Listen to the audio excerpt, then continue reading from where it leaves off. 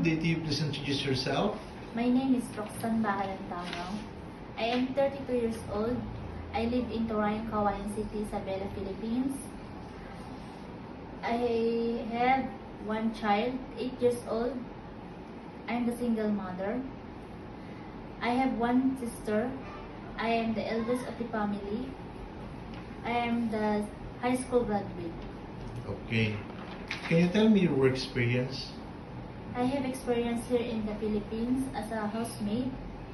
I serve 4 members, 1 couple, 2 children at the age of 8 and 12 years old. I do cooking, washing, ironing, cleaning the house, and carrying the babies.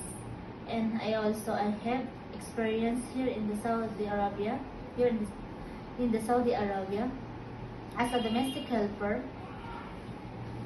I serve 4 members, 1 couple, 2 children at the age of 5 and 7 years old.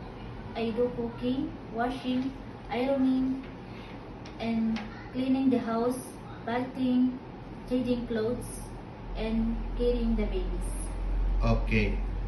In your previous employer, how would you take care of the children, especially when sick?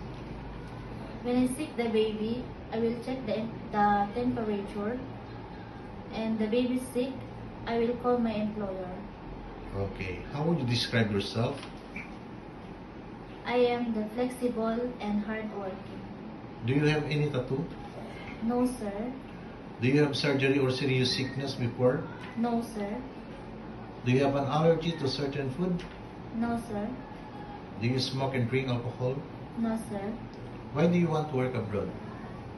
I work abroad because I support my family and especially to my child. If you get hired, who will take care of your child? If you get hired, who will take care of your child? My husband and my family. If you're homesick, what would you do? To focus my work. What time do you usually sleep and wake up when you were working? I sleep in the evening at 10 p.m. and I woke up in the morning at 7 a.m. Are you the one who do the cooking and marketing at home? Yes, sir. Sometimes kids are super active and they tend to be out of control. How would you control your temper?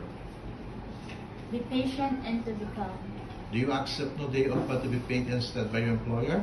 Yes, sir. When you visit the parents, relatives, and friends of your employer, will you help them do the housework there? Yes, sir.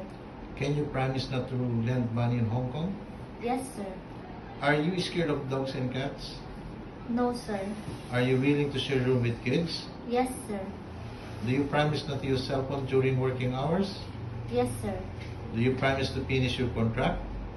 Yes, sir. I'm willing to extend if needed. Can you cook Chinese food? No, sir. But I am willing to learn. Can you sing a nursery song?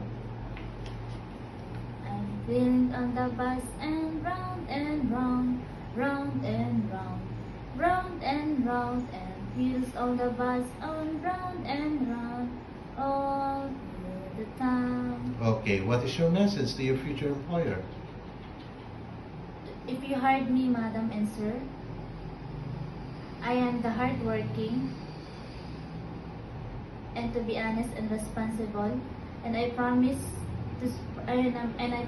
to serve your family with all my best. Thank you.